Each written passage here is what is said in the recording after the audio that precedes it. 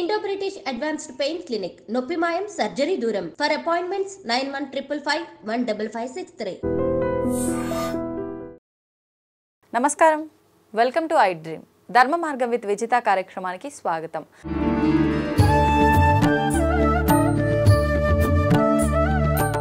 ప్రస్తుతం మనతో పాటు ఉన్నారు ప్రముఖ ఆధ్యాత్మికవేత్త డాక్టర్ వంశీకృష్ణ గణాపాటి గారు. ఇప్పుడు వారితో మాట్లాడి మరిన్ని విషయాలు తెలుసుకుందాం. మనకున్న సందేహాలన్నింటినీ కూడా నివృత్తి చేసుకునే ప్రయత్నం చేద్దాం. నమస్కారం గురుగారు. గురుగారు, మాతృదేవోభవ అంటుంటారు. అంటే దేవత కన్నా మించినది కన్న తల్లి అని చెప్పడమా దాని అర్థము? అసలు ఏంటి, మనం తల్లిని దేవుడితో సమానంగా చూడటమా? మనం దాన్ని ఏ రకంగా తీసుకోవచ్చు అంటారు? మనకి కృతజ్ఞత అనేది ఒక అలవాటుగా ఉండాలి. ఈ కృతజ్ఞత అనేది కేవలం మనుషులకు మాత్రమే కాదు, జంతువులకు కూడా చాలా ఉండాలి. జంతువులకు ఉంటుంది కూడా. అంత జ్ఞానం జంతువులకు ఉంటుందంటారా గురువు? వాటికే మనకంటే ఎక్కువ కూడా ఉంటుందేమో. అవునా? ఎప్పుడైనా ఒక పిడికాడు అన్నం పెట్టి చూడండి ఏదైనా జంతువుకి, మళ్ళీ రెండోసారి ఆశతో అయినా ప్రేమతో అయినా మన దగ్గరికి వస్తాయి. మనం చాలా విషయాలని టేకెన్ ఫర్ గ్రాంటెడ్ అని ఇంగ్లీష్లో ఉంటుంది. ఎవరికోసంలే జరిగిపోతుంది కదా అని. కానీ మనకు జరిగినటువంటి ఉపకారాన్ని ఎవడు కూడా గుర్తుపెట్టుకోడు. కాబట్టి ఈ గ్రాటిట్యూడ్ మనం పొందినటువంటి ఉపకారాలని ఎప్పుడూ కూడా మనం నెమరు వేసుకుంటూ ఉండాలి అని చెప్పడం మన యొక్క జీవితంలో అలవాటు ఎలా చేసుకోవాలని మనకి చెప్పడం అనేది ఈ వాక్యం యొక్క సారాంశం. అంటే ఈ కృతజ్ఞత అనేది మీరు చెప్పినట్టుగా అంటే వ్యక్తిని బట్టి ఒక్కొక్క రకంగా ఉండాలంటారా? ఎలా ఉండాలంటారు? ముఖ్యంగా ఇప్పుడు మనం అనుకున్నట్టు తల్లి విషయంలో మనం చూపించాల్సిన కృతజ్ఞత ఏ రకంగా ఉండాలంటారు? వేదంలో మనకి ప్రధానమైనటువంటి అంశాలన్నింటినీ కూడా అనుశాసనం అనే ఒక పర్వంలో చెప్తోంది ఉపనిషత్తు. వేదంలో సంహిత అని, బ్రాహ్మణమని, సంహితలో ఎక్కువగా మంత్రభాగాలు వస్తూ ఉంటాయి. ఆ మంత్రం యొక్క అర్థాన్ని ఎలా వినియోగించుకోవాలో చెప్పేటటువంటివి బ్రాహ్మణ గ్రంథాలు. ఆ తర్వాత అరణ్యంలో ఏకాంతంలో చేయవలసిన విచారణలు ఆరణ్యక భాగమని, చివరికి మన యొక్క జీవిత సార్థక్యాన్ని తెలిపేటటువంటి గ్రంథాలని ఉపనిషత్తులని 4 భాగాలుగా చేశారు. ఈ ఉపనిషత్తులలో తైత్తిరీయోపనిషత్తు అని ఒక ఉపనిషత్తు అన్నమాట. దాంట్లో ఒక మనిషి జీవితంలో తన యొక్క జీవనయాత్ర ఎప్పుడు మొదలెడతాడు అంటే చదువు అయిపోయిన తర్వాత. చదువు వరకు కూడా తాను తల్లిదండ్రుల యొక్క అధీనంలోనూ గురువు యొక్క అధీనంలో ఉంటారు. అవునండి. ఆ తర్వాత స్వతంత్రంగా తాను తన కాళ్ళ మీద నిలబడి జీవితాన్ని మొదలెట్టడం అన్నమాట, కెరియర్ స్టార్టింగ్. దీనికి ప్రారంభం అనేది మనకి ప్రస్తుత కాలంలో కాన్వొకేషన్ అనే పదంతో వాడుతున్నాం. ఉత్తర దేశంలో దీనిది దీక్షాంత సమారోహం అని పిలుస్తారు.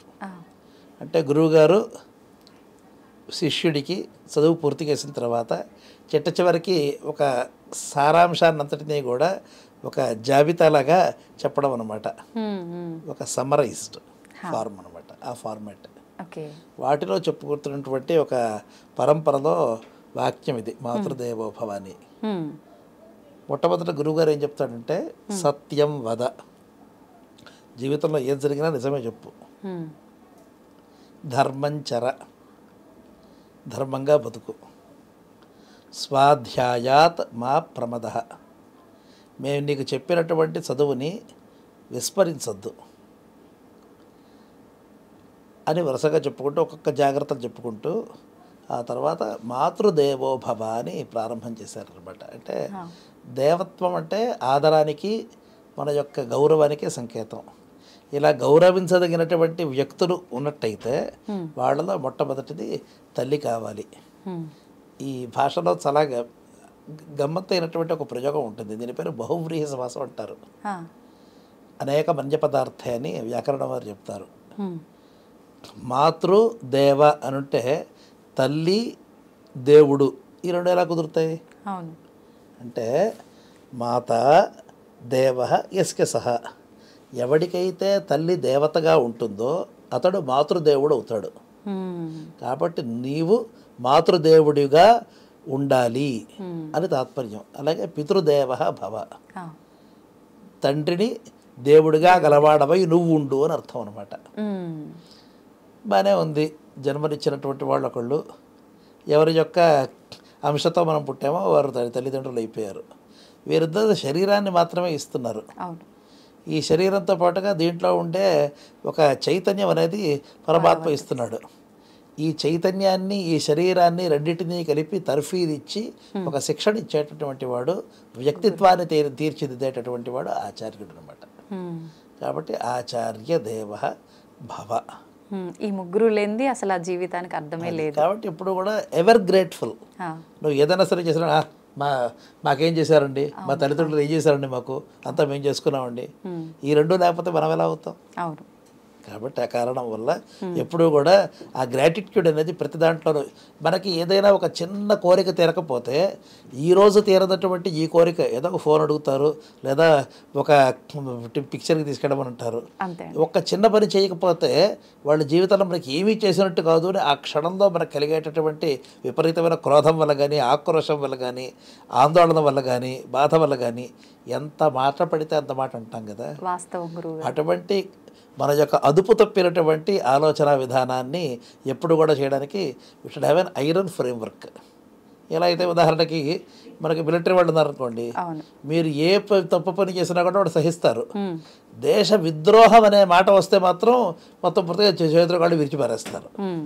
అలాగే మనం ఎంత మాట పడితే అంత మాట, ఎలా పడితే అలా అంటాం అనుకోకుండా మనం జీవితంలో మనం ఆలోచించుకోవాల్సింది ఏమిటంటే, మనం ఇంతవరకు ఈ స్థాయికి రావడానికి ఎవరైతే కారణకర్తలు ఉన్నారో వారి పట్ల ఎప్పుడూ కూడా గౌరవము, ఆదరము ఎప్పుడు కూడా తప్పకూడదు. వీరందరూ ఒక ఎత్తు. చిట్ట చివరి 4వ పదం ఉంది, అతిథి దేవో భవ అని. ఏమిటండి, అతిథులకి జన్మనిచ్చిన తల్లికి కూడా ఒకటే స్థాయి ఇస్తారా? దాంట్లో ఏమీ అసలు మరీ ఎక్కువ ఎగ్జాజరేటెడ్గా అనిపిస్తలేదు కదా అని అనిపిస్తుంది. ఎప్పుడు కూడా మన దగ్గరకు వచ్చేటటువంటి వాళ్ళు 2 రకాలు. ఒకళ్ళు అపాయింటెడ్ అవర్లో మనతో మాట్లాడుకున్న తర్వాత ఈ సమయంలో మనం కలుద్దాం అనుకుని వచ్చేవారు అభ్యాగతులు. చెప్పకుండా వచ్చేటటువంటి వాళ్ళు అతిథులు. అభ్యాగతుల్లో మీరు రిక్వెస్ట్ చేస్తే వచ్చేటటువంటి వాళ్ళు ఉంటారు. వారంతటికి వారు మిమ్మల్ని కలుస్తామని చెప్పేవారు ఉంటారు.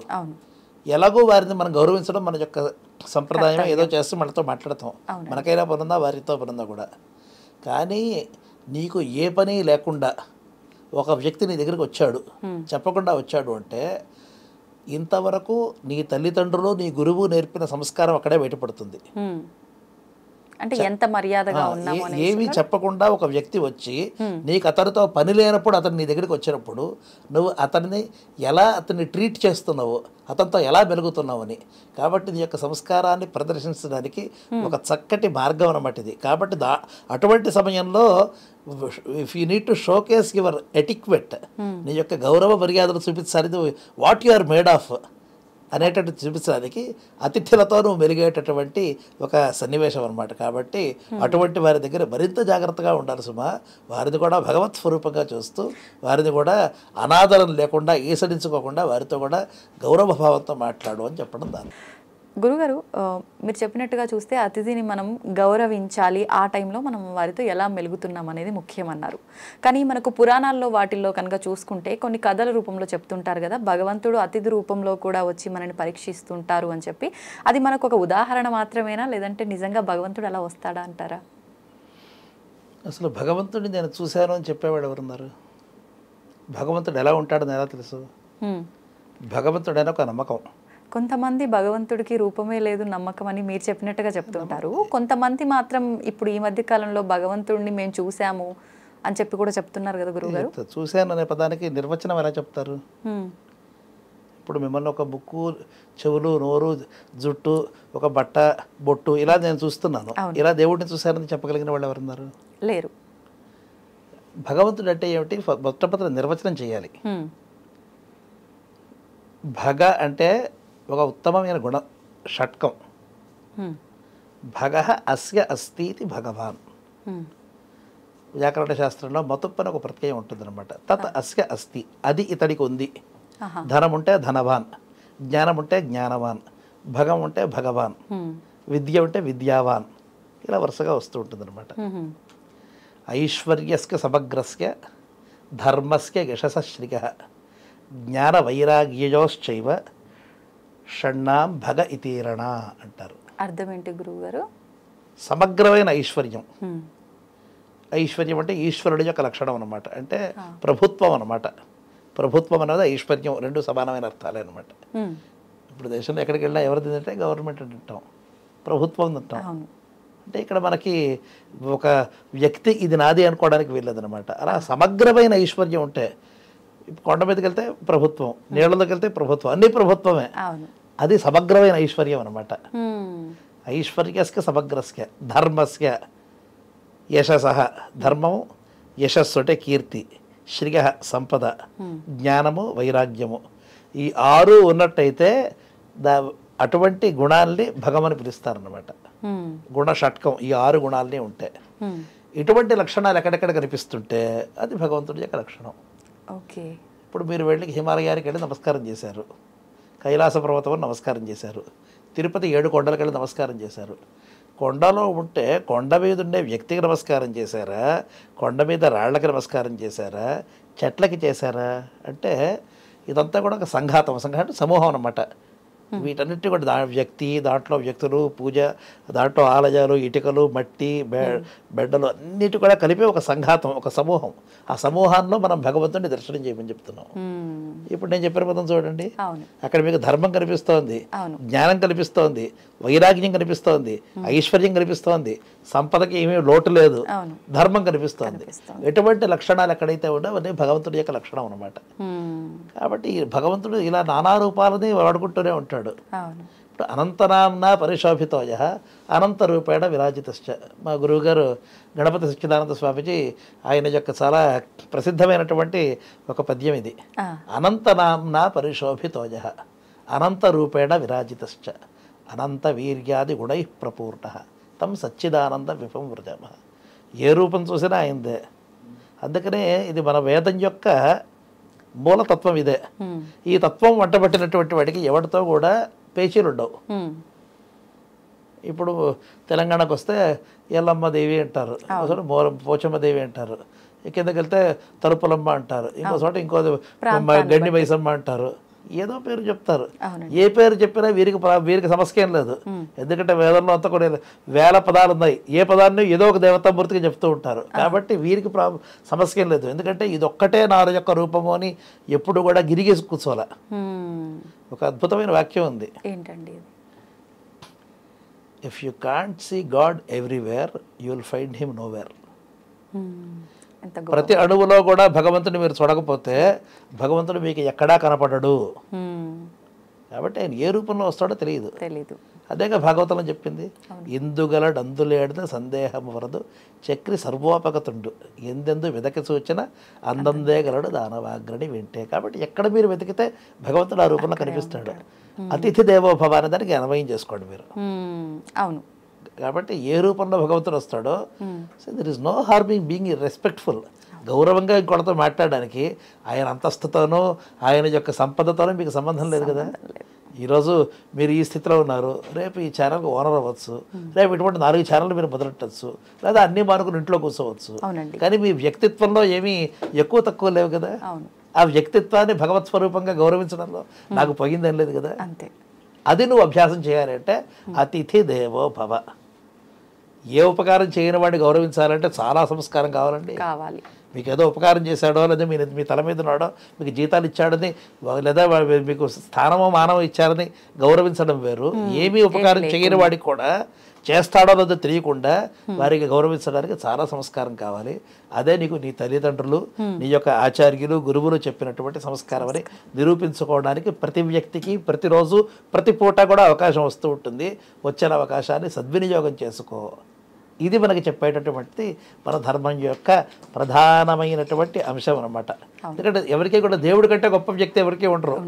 కాబట్టి దేవతాంశగా నువ్వు ఎవరెవరిని గుర్తించాలి అంటే ఇలా ఉపకారం చేసిన వాళ్ళని, ఏమీ చేయని వాళ్ళని చెయ్యబోయే వాళ్ళని చెయ్యని వారిని కూడా గుర్తించడం అనేది నీ సంస్కారానికి నిదర్శనంగా పెట్టుకొని మన ధర్మంలో ప్రధానమైనటువంటి గురుగారు ఇది ఒక మనుషుల విషయంలోనే వర్తిస్తుందా ఈ గౌరవించటము ఈ కృతజ్ఞత ఇవన్నీ కూడా లేదు అని అంటే జీవంతో ఉన్న ప్రతి జీవి మీద అంటే ఎగ్జాంపుల్గా తీసుకుంటే జంతువుల విషయంలో కూడా వర్తిస్తుందంటారా? మీరు మళ్ళీ అక్కడ సంకోచం చేయక్కల్లా, ప్రాణం ఉన్నా లేకపోయినా కూడా గౌరవించమని చెప్తోంది వేదం. ప్రాణం లేనటువంటి వస్తువుల్లో కూడా భగవంతుడు, ఎందుకంటే అసలు చైతన్యం లేనటువంటి అణువే లేదని చెప్తోంది. అణువునా కూడా ఉన్నాడు అంటే భగవంతుడు. మీకు కొన్ని చోట్ల చైతన్యాన్ని అంటే యానిమేట్ దాని యొక్క కదలికని గుర్తించే శక్తి మీ కళ్ళలో లేదు. ది నేకెడ్ కై eye cannot detect every moment. మీరు పరమాణు లెవెల్ మాలిక్యులర్ లెవెల్కి వెళ్ళిపోయినట్టయితే ఆ పరమాణువులన్నీ కూడా మీరు చూస్తే, మీరు క్వాంటమ్ ఫిజిక్స్లో చూసామంటే ఏం చెప్తోంది, ప్రతి అణువు కూడా తన యొక్క ఇచ్ఛ ప్రకారంగా సంచరిస్తోంది. ఆ సంచారం నువ్వు కనిపెట్టలేవు అని. ఈరోజు కూడా మనకి ఫాస్టెస్ట్ కంప్యూటర్ నిన్న మొన్న వచ్చినటువంటి వీటిలో కూడా వాళ్ళు ఏం చెప్తున్నారు అంటే అవన్నీ కూడా మొత్తం పూర్తిగా కొన్ని వేల సంవత్సరాలవన్నీ కూడా స్వేచ్ఛగా పనిచేయగలుగుతాయి చేయగలుగుతున్నాం అని చెప్తున్నారు. కాబట్టి భగవంతుడి యొక్క ఉనికిని ప్రతి చోట కూడా గమనించడం అనేది మనకు అభ్యాసం అనమాట. మన ధర్మం యొక్క ఫండమెంటల్ అదే, మౌలికమైన అంశం ఇది. అందుకనే ధర్మ ఏవ హతో హంతి ధర్మో రక్షతే రక్షితః తస్మాత్ ధర్మ న హంతవ్యః మానో ధర్మో హతో వధీత్. ఇది మనుస్మృతిలో వాక్యం. ఇది మనకి నచ్చనటువంటి అంశాలు ఒకళ్ళు రెండు ఉండొచ్చు, ఉంటాయి. ప్రతి వ్యక్తిలో కూడా ఉండొచ్చు, ఉంటాయి. మీకు నచ్చినట్టుగా నేను పూర్తిగా ఉండక్కర్లేదు, నాకు నచ్చినట్టు మీరు కూడా అన్నీ చేయక్కర్లేదు. కానీ మనలో ఒకరికొకరు నచ్చేటటువంటివి ఇబ్బంది లేనటువంటి అంశాలు సుమారుగా 90% ఉండొచ్చు, 95% ఉండొచ్చు. ఒక 2% బాగాలేదని చెప్పి 95% మనం పక్కన పెట్టక్కర్లేదు కదా. కానీ ప్రతి ఒక్కరు ఆ బాగోలేని ఆ 2% వాటిని లోపాలుగా వెతుక్కుంటారు. మనుస్మృతి అనేది ఒక చక్కటి గ్రంథం. మనిషికి ఎలా బతకాలో చెప్పారు. కాలాలు మారుతున్నాయి. నిన్నటి వరకు ఈ స్టేట్లో ఉండే ప్రతి వెహికల్కి మీరు టీఎస్ అని రాసుకున్నారు. గవర్నమెంట్ వారు వచ్చారు, టీజీ అని మార్చారు. అవునండి, అది గొప్ప ఇది తక్కువ అని మీకు చెప్పాల్సిన అవసరం లేదు. ఆ రోజున్న పరిస్థితి అది, ఈ రోజున్న పరిస్థితి ఇది. కాబట్టి దాంట్లో ఒక అక్షరం బాలేదు కాబట్టి అన్నీ బాలేదని కాదు. కాళిదాసు ఒక గొప్ప మాట చెప్తాడు, పురాణమిత్యేవ నసాధు సర్వం నచాపి కావ్యం నవమిత్యవద్యం సంతః పరీక్ష్య అన్యతరద్భజంతే మూఢ పరప్రత్యజనేయ బుద్ధి. ఇది ఒక కావ్యం గురించి ఆయన చెప్పినా కూడా అందరూ ప్రతిక్షణం గుర్తుపెట్టుకోవాల్సినటువంటి వాక్యం ఇది. అర్థం ఏంటి గురువుగారు? పురాణమిత్యేవ నసాధు సర్వం. గతంలో ఎవరో ఎప్పుడో చెప్పారని చెప్పి చెప్పిందంతా కూడా అది చాలా గొప్పది కాదు.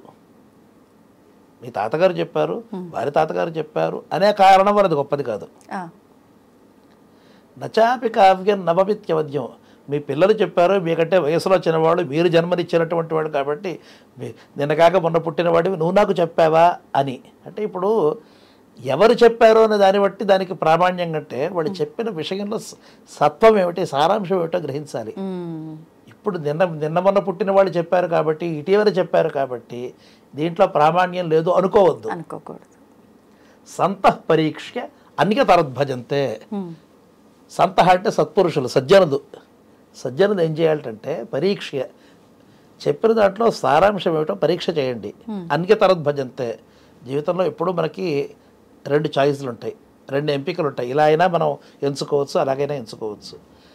తీసుకోండి, 2 మార్గాలు ఏది బాగుందో మీ యొక్క బుద్ధిశక్తితో పరీక్ష చేసి నిర్ణయించండి. గురుగారు ఇప్పుడు మీరు మూఢ పరప్రత్యజనేయ బుద్ధి 4వ వాక్యం చాలా ముఖ్యం. అది ఆయన ఎవరో చెప్పారో అని చెప్పేసి ఈరోజు మీరు వెళ్ళిపోవద్దు. వాళ్ళెవరో చేశారనే కారణం వల్ల మాత్రమే వెళ్ళొద్దు. మీ భగవంతుడు ప్రతివాడికి కూడా ఒక డిస్క్రిప్షనరీ శక్తి ఇచ్చాడు. చిన్న ఉదాహరణ చెప్తాను, మనకి బాగా కష్టం కలిగేటటువంటిది. ఈరోజు చూస్తే వైకుంఠ ఏకాదశి చాలా ముఖ్యమైంది, అందరికీ చాలా సంతోషం కలిగినటువంటి విషయం. ఎంత ఓపిక ఉంటే ఎప్పుడోసారి విష్ణు దేవాలయాలకు వెళ్ళి చూస్తారు, తెల్లవారుజామున వెళ్తే మంచిదని చెప్పారు. అందరికీ కూడా ఒకే ఆలయానికి వెళ్ళి ఒకళ్ళ మీద ఒకళ్ళు పడిపోయి చచ్చిపోయేంత వరకు చేయమని చెప్పారా? ఏదైనా ధర్మశాస్త్రంలో ఉందా? ఆ దేవస్థానానికి ఈరోజు వెళ్ళకపోతే నీకు ఏదైనా సరే నరకం వస్తుందని ఎక్కడేం చెప్పారా? ఎందుకంత వేలం వెరిగా ఒకే చోట పడి ఒకళ్ళ మీద ఒకళ్ళు పడిపోయి పక్కవారి యొక్క ప్రాణం తీస్తూ ఇప్పుడు నేను దేవుడికి నమస్కారం చేయాలంటే పక్కనుండే వ్యక్తిని చంపేసేసి వాడు తోసేసేసి హింసించి నేను చేస్తే దేవుడు నాకు ప్రసన్నం అవుతాడు ఎక్కడా లేదు కదా. మన ధర్మంలో అటువంటి వాక్యాలు ఎప్పుడే లేదు కదా. లేదు. నా మాట నమ్మని వాడిని చంపితే దేవుడు సంతోషిస్తాడు అని మనం ఎప్పుడు చెప్పుకోమే. అది మన ధర్మంలోనే లేదే. లేదు. కాబట్టి పక్కవాడు ఎవడో చేశాడనే వేలం వెర్రిగా వెళ్ళిపోయి పక్కవారిని హింసిస్తూ చేసేటటువంటిది కాదు. మూఢ పరప్రత్యజనీయ బుద్ధి, నీకు ఆలోచన శక్తి లేకుండా ఎవడో చెప్పాడు దాన్ని గుడ్డిగా నమ్మి చేయడం అనేటటువంటిది మూర్ఖులు చేసేటటువంటి పని. ఆ పని మనం చేయకూడదు అని మనకి ఈ ధర్మం యొక్క సారాంశాన్ని కాళిదాసు మహాకవి చాలా అద్భుతంగా వివరించారనమాట. ఎందుకు ఈ మాట చెప్తున్నదంటే ధర్మం యొక్క మూల లక్షణం ఏమిటి, మూల సూత్రం ఏమిటో ప్రతి వాళ్ళు కూడా గమనించాలి. శరీరం మారుతుంది. ఈరోజు మీరు మామూలుగా ఒక సింపుల్గా ఉండేటటువంటి ఒక వస్త్రం వేసుకొచ్చారు. అదే బయటికి వెళ్ళారనుకోండి, చలిగాలి వస్తుంది కాబట్టి ఒక శాలువా వేసుకుంటారు. ఇంకా బయటకు వెళ్తే జర్కినో జాకెటో ఏదో గట్టిగా వేసుకుని వెళ్తూ ఉంటారు. సారాంశం మొత్తం పూర్తిగా మీరు చేయాల్సింది ఏంటి, శరీరాన్ని కాపాడుకోవడం అనేది ప్రధానం. ఇది ధర్మసూత్రం. ఇది ఎలా కాపాడుకుంటారు అనేది మీరు దేశకాలాల పరిస్థిత్యా. ఈరోజు ఏసీ లేదనుకోండి, ఇక్కడ వెంటనే మొత్తం చాలా పలసగా ఉండే బట్టలు వేసుకుంటాం, చలి ఎక్కువగా ఉంటే మరుచుకుంటూ ఉంటాం. ధర్మం యొక్క శరీరానికి ధర్మం యొక్క ఆత్మకి ఉండే తేడా ఇదే. శరీరాన్ని మన యొక్క శుభ్రత కోసము, పవిత్రత కోసము, అలంకరణ కోసము శరీరాన్ని కవర్ చేసుకోవడం, దాన్ని కప్పుకోవడం అనేది మన యొక్క ఉద్దేశ్యం. దానికోసం వస్త్రాలు వాడండి అని చెప్పారు. ఏ వస్త్రం వాడతావు, ఎంత వాడతావు, ఎలా వాడతావు, ఏ రంగులో వాడతావు ఇత్యాదులన్నీ కూడా మన యొక్క కాలాన్ని బట్టి, దేశాన్ని బట్టి మనం అలవాటు చేసుకుంటున్నాం. సరస్వతి పూజ నాడు తెల్ల బట్టలు కట్టుకుంటాం, లేదా మరో రోజు వస్తే ఇదో ఎరుపు రంగు కట్టుకుంటాం, ఏదో మన ప్రాంతీయ ఆచారాన్ని బట్టి కట్టుకుంటాం. కానీ శరీరాన్ని కప్పుకోవడం అనేటటువంటిది మనకి చెప్పినటువంటి ధర్మం అనమాట. ఇదే ధర్మ సూత్రానికి తర్వాత ధర్మ శరీరానికే ఉండే తేడా. శరీరం మారుతూ ఉంటుంది. మీరు 3 ఏళ్ల క్రితం ఒక ఆకారంలో ఉన్నారు, 30 ఏళ్ళకి వస్తే మరో ఆకారంలో ఉంటారు. అదే మీరు 60 ఏళ్ళకి వస్తే మరో ఆకారంలో ఉంటారు. కానీ లోపల ఉండే ధర్మం యొక్క ఆత్మ ఒకటి కదా, ఆత్మ ఒకటే కదా. అలాగే శరీరాన్ని కప్పుకోవడం అనేది ఒక చిన్న ఉదాహరణకి చెప్తున్నా. అలాగే మనం ధర్మం యొక్క సూక్ష్మం ఏమిటో ఆలోచించుకుని దాని ప్రకారం నడవాలి. ఆ సూక్ష్మాన్ని మనం చెడగొట్టామనుకోండి, ఆ ధర్మమే వచ్చి మనకి కాటేస్తుంది. ధర్మ ఏవ హతోహంతి అంటే ధర్మాన్ని మీరు హింసించినట్టయితే ధర్మమే మిమ్మల్ని సంహరిస్తుంది. ధర్మో రక్షతి రక్షిత. ఈ వాక్యం తిరుమల తిరుపతి దేవస్థానం వారి యొక్క మోటో. ధర్మ రక్షతి రక్షిత అంటే దీని అన్వయం ఏమిటంటే రక్షిత ధర్మ రక్షతి. రక్షించబడినటువంటి ధర్మము రక్షతి, మనల్ని రక్షిస్తుంది. ఎవరైతే ధర్మాన్ని రక్షిస్తారో వారిది ధర్మం రక్షిస్తుంది తాత్పర్యం. తస్మాత్ ధర్మో నహంతవ్య. అందువల్ల ఎప్పుడో ధర్మాన్ని నువ్వు ఉల్లంఘించద్దు, అతిక్రమించద్దు. మానో ధర్మో హతో వధీత్.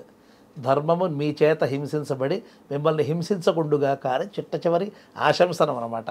ఓకే గురుగారు, ఇప్పుడు మనం ధర్మంగా ఉండి ధర్మాన్ని రక్షిస్తే మనం రక్షింపబడతామన్నారు.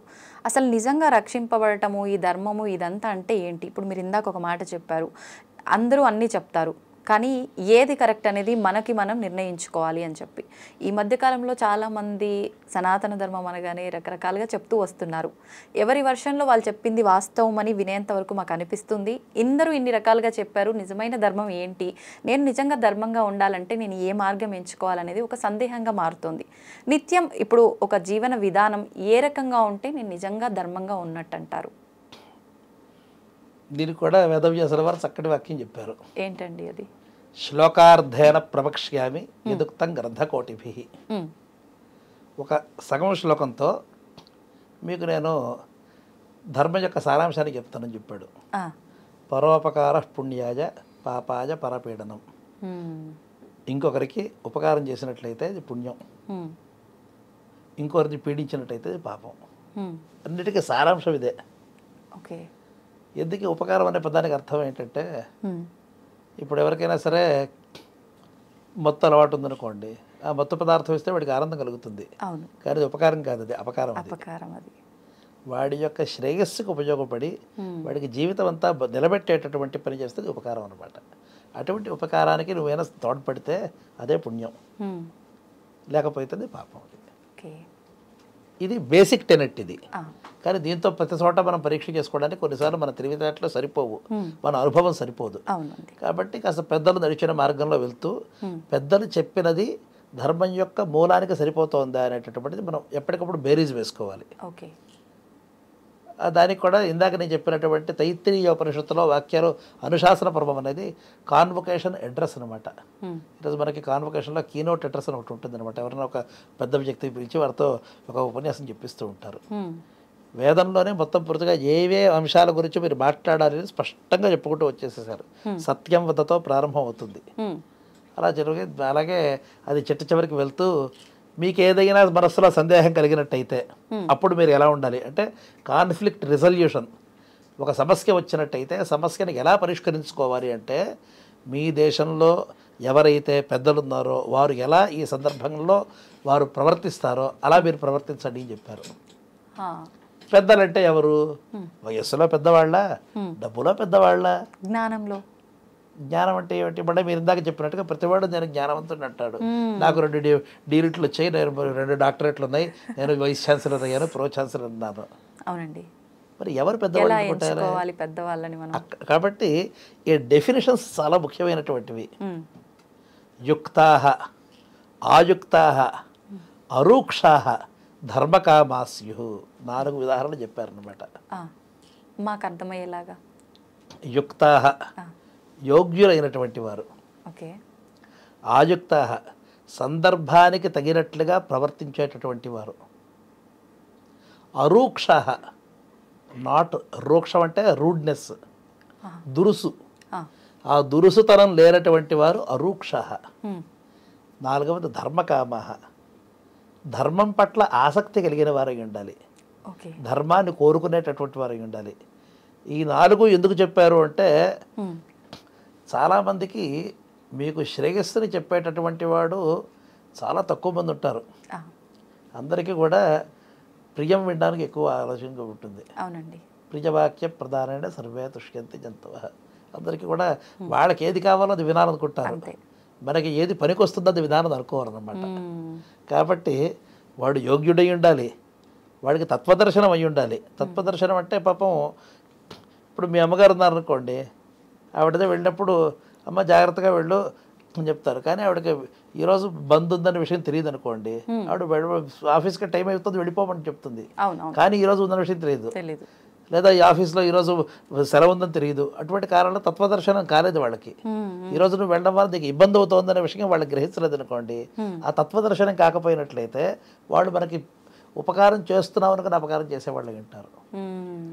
ఇంకొన్నిసార్లు రూక్షత్వం, మీ మీద చాలా దురుసుగానో లేదా చాలా కటువుగానో లేదా చాలా నిజాయితీగా ఉండాలనుకునేటటువంటి వారు అవతల నీకు జ్వరంగా ఉన్నా, ఒంట్లో బాగాలేకపోయినా, లేవలేకపోయినా, ఇంట్లో తిరగలేని పరిస్థితి ఉన్నా కూడా నువ్వు ఖచ్చితంగా వెళ్ళి తీరాల్సిందే, ఉంటే ఉంటావు పోతే పోతావు, ఈరోజు ఆఫీస్కి వెళ్ళవలసిందే అనే దురుసుతనం ఉండకూడదు. వాడు చెప్పింది కరెక్టే, దాంట్లో తప్పులేదు. కానీ ఏ పరిస్థితిలో ఎలా ఉండాలో పట్టు విడుపు ఉండాలి. ధర్మకామః ఎప్పుడు కూడా ధర్మాన్ని మనసులో పెట్టుకునే ఒకటి చేయాలి. ఉదాహరణకి నేను ఆఫీస్కి వెళ్ళమని చెప్పడంలో నాకు ఉద్దేశం ఏమిటి, అక్కడ ఆఫీసులో నీకు ఇబ్బంది కలుగుతుంది, ఇప్పుడు వెళ్ళరాని సమయంలో వెళ్తే నీకు ఆపద వస్తుందని తెలుసు, కానీ నీ పోస్ట్లో వేరే వాళ్ళని పెట్టాలని నేను అనుకుంటున్నాను. కాబట్టి నీకు ఆపద కలగడం కోసం నేను మొత్తం పూర్తిగా చెప్పినవన్నీ కరెక్ట్గానే ఉన్నాయి, దాంట్లో ఏమీ తెలియదు, నువ్వు ఇప్పుడు వెళ్ళు ఆఫీస్లో వెళ్ళు, కానీ ఈ వెళ్ళకారాన్ని సమయం అనే విషయం తెలియదు, వెళ్ళపోవడం అనేది నీకు ఇబ్బంది కలిగింది, ఎందుకు నీ స్థానంలో ఇంకోటి పెట్టాలనుకున్నాను అనుకోండి, అది ధర్మం కాదు అది. కాబట్టి ధర్మంగా వాక్యం చెబుతున్నాను అనిపిస్తే సరిపోదు, వాడికి నిజంగా ధర్మం పట్ల ఆసక్తి ఉండాలని 4వ విశేషణం అన్నమాట. వీటినే శాస్త్రంలో దళ ప్రయోజనం అని పిలుస్తారు. అంటే ప్రతి పదంలో కూడా ప్రతి వాక్యంలో కూడా ఈ విశేషణం లేకపోతే ఒక అర్థం చెడిపోతుంది. కాబట్టి అలా అటువంటి ప్రతిపదం చాలా విశేషణంగా, దాన్నే మహాకవి పరివృత్యసహ అంటారు. ఈ పదం తీస్తే ఇంకో పదం దాంట్లో వేయలేమన్నమాట. కాబట్టి ఈ 4 రకాలని విశేషణాలని పెద్దలు ఎవరు అని చెప్పాలి అంటే నిర్ణయించారన్నమాట. అటువంటి వారి యొక్క వాక్యాలు మనం సందర్భంగా తీసుకొని చేసుకోవాలన్నమాట. ఓకే గురువుగారు, ఇప్పుడు పెద్దవాళ్ళు అనేసరికి నాకు ఒక విషయం గుర్తొచ్చింది. సాధారణంగా ప్రతి ఇళ్లలో కూడా పెద్దవాళ్ళు కొన్ని సామెత రూపంలో మాటలు చెప్తూ ఉంటారు పిల్లలకి. అలాగే తీసుకుంటే కీడెంచి మేలెంచమన్నారు అని అంటుంటారు. అంటే ఏ విషయంలో అయినా మనం ఫస్ట్ కీడు అంటే ఒక నెగిటివ్గా ఆలోచించిన తర్వాత పాజిటివ్గా ఆలోచించాలని అర్థం. అసలు ఎందుకు ఆలోచించాలంటారు అలాగా? ఎందుకంటే మన యొక్క జీవితం అంతా కూడా ఆశాభావంతో ముడిపడి ఉంటుంది. ఈరోజు లేస్తే బాగుంటుంది అనుకోకపోతే ఎవరికి లేవబుద్ధి కూడా కాదు. అంతే అండి, అవును. అమ్మ పెట్టే తిండి తింటే నాకు అరుగుతుందో లేదో అనే భయం ఉంటే తిండి కూడా తినబుద్ధి కాదు, లేవబుద్ధి కాదు, తిండి తినబుద్ధి కాదు, స్నానం చేయబుద్ధి కాదు, ఏ పని చేయబుద్ధి కాదు అనుకోండి, వీడు నిరాశకి నిస్పృహకి బ్రాండ్ అంబాసిడర్గా తయారవుతాడు. పరమబద్ధకస్తుడై ప్రపంచం అంతా కూడా చాలా లేజీనెస్కి, ఒక ఆలస్యానికి ఒక ప్రతీకగా మారిపోతుంది. దానివల్ల సమాజంలో అరిష్టం ఎక్కువ అవుతుంది. ఆ కారణం వల్ల ప్రతివాడు కూడా ఆశతో జీవించాలి. ఆశతోనే పని ప్రారంభం చేయాలి, కానీ ఆశతో మాత్రమే చేయకూడదు. తన యొక్క యుక్తిని దీనికి ఎప్పుడు కూడా పెట్టాలి. ఒకవేళ ఏదైనా ఆశతో మొదలెట్టిన పని పూర్తి కాలేదనుకోండి, అక్కడతో నీ జీవితం అయిపోయింది అనే నిరాశతో నువ్వు మళ్ళీ మంచం పట్టకూడదు. అలా కావాలి అన్నట్టయితే నువ్వు ఏ లాభం కోసం ప్రయత్నం చేస్తున్నావో ఆ లాభం నీకు పూర్తిగా సిద్ధించకపోయినా కూడా నువ్వు నిలబడగలవు అనేటటువంటి స్థైర్యాన్ని పెట్టుకోవాలి. మీ చేతిలో ఒక 100 రూపాయలు ఉన్నాయనుకోండి, ఈ 100 రూపాయలతో మీరు ఈ రోజంతా గడపాలి. పక్కన మీ స్నేహితురాలు వచ్చి ఇగో ఫలానా ఈ ప్రోడక్ట్ తీసుకొని బాగుంటుందని చెప్పింది. ఇప్పుడు నీ మొత్తం పూర్తిగా 100 రూపాయలు దానికి పెట్టేసామనుకోండి, ఇప్పుడు మనకి మధ్యాహ్నం భోజనం చేయాలన్నా, సాయంత్రం ఏదైనా కొనుక్కుని తినాలన్నా, ఇంటికి వెళ్ళాలన్నా, ట్యాక్సీకి అయినా దేనికో దానికి డబ్బులు కావాలి కదా. అవునండి. ఈ మొత్తం పూర్తిగా ఉన్నదంతా పెట్టేసామనుకోండి, అప్పుడు మళ్ళీ ఇంకోటి మనం చేసి అర్థించాల్సిన పరిస్థితి వస్తుంది, యాచించాల్సిన పరిస్థితి వస్తుంది. కీడించి మేలెంచు అనుకున్నారనుకోండి, ఈ 100 రూపాయలు నాకు పోయినా కూడా నేను నిలబడగలనా అని ఆలోచించుకుని మీకు కనీస జీవిత అవసరాలకి, జీవన అవసరాలకు ఎంతవరకు కావాలో అంత పక్కన పెట్టుకుని మిగిలినది మీరు రిస్క్ తీసుకున్నారనుకోండి, అదే కీడించి మేలించడం అంటే. నాకు ఉద్దిష్టమైన ప్రయోజనం నెరవేరకపోయినా కూడా నేను బతకడానికి ఎంతవరకు కావాలో ఆ ఏర్పాటు చేసుకుని ఒక వ్యవహారం మొదలెట్టమని తాత్పర్యం అనమాట. అయితే మన ఆలోచన విధానం ఏ రకంగా ఉంటే మన జీవితం పైన అదే ప్రభావం పడుతుంది అంటారు కదా. కొంతమంది ఎంతసేపు అంటే ఇలా ఒక రకంగా ముందేం జరుగుతుందో దీనివల్ల ఇబ్బంది పడుతుందని ఇప్పుడు మీరు చెప్పినట్టుగా ఆలోచించి మళ్ళీ బాగుగా ఆలోచిస్తే బాగుంటుంది, కానీ ఎంతసేపు నెగిటివ్గానే ఆలోచిస్తూ ఉంటారు. అలా ఆలోచిస్తున్నప్పుడు తలరాత అనేది ఒకటి ఉంటుంది కదా, ఆ తలరాతలో ఉన్నట్టుగానే జరుగుతుందా, లేదంటే వీళ్ళు నెగిటివ్గా ఆలోచించారని చెప్పి ఆ ప్రభావం వీరిపైన పడుతుందంటారా? చాలా మంచి ప్రశ్న ఇది. తలరాత, దీనికే మరో పేరు విధి అని, అవునండి, దీనికే మరో పేరు భాగ్యము అని, దీనికే మరో పేరు అదృష్టం అని, ప్రాప్తం అని కూడా అంటారా? ఏమి చెప్పినా కూడా మొత్తం పూర్తిగా అన్ని ఇంటర్ కనెక్టెడ్ అనమాట. ఈ ప్రతి పదాన్ని నిర్వచిస్తాను, ఆ నిర్వచనం చెప్పడం అని మీకు అర్థమైపోతుంది. ఓకే అండి. హరిణాపి హరేణాపి బ్రహ్మణాపి సురైరపి లలాట లిఖిత రేఖ పరిమారుష్టం నశక్యతే.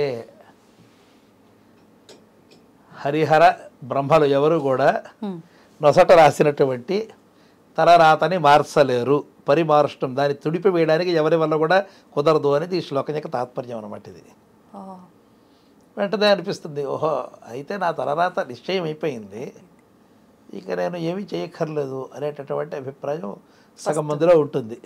అటువంటి వారు ఇలాగే ఆలోచిస్తూ ఉంటారు, ఏం చేస్తే మనకి ఏం వస్తుంది, మూర్ఖంగా ఉంటారు వాళ్ళు. కాదు, ఒకరు బద్ధకం కోసం వాళ్ళకి ఒక ఏదో ఒక నిమిత్తం కావాలి, ఆలంబన కావాలి. దాన్ని ఇంగ్లీష్లో అలిబీ అని పిలుస్తాం అనమాట. వాళ్ళకి ఏదో నిమిత్తం కావాలి, ఆ నిమిత్తాన్ని పెట్టుకుని ఏం చేసినా మేము ఇలాగే ఉంటాలి అనుకుంటాం. అది వాళ్ళ యొక్క బద్ధకాన్ని కవరప్ చేసుకోవడానికి, కప్పిపుచ్చడానికి ఈ నిమిత్తాన్ని వాడుకుంటూ ఉంటారు, నా తలరాత ఇంతే అని.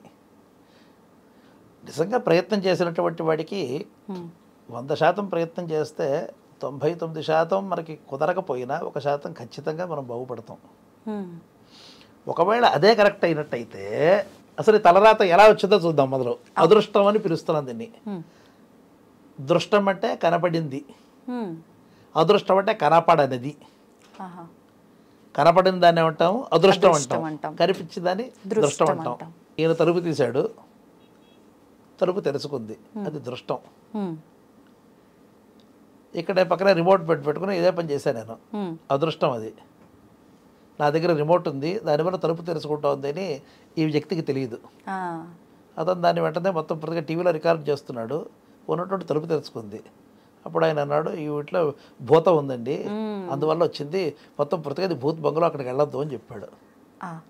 నేను నవ్వుకుంటున్నాను. ఈ వాక్యం విన పక్కతన నిజంగా భయపడిపోయి పారిపోయాడు.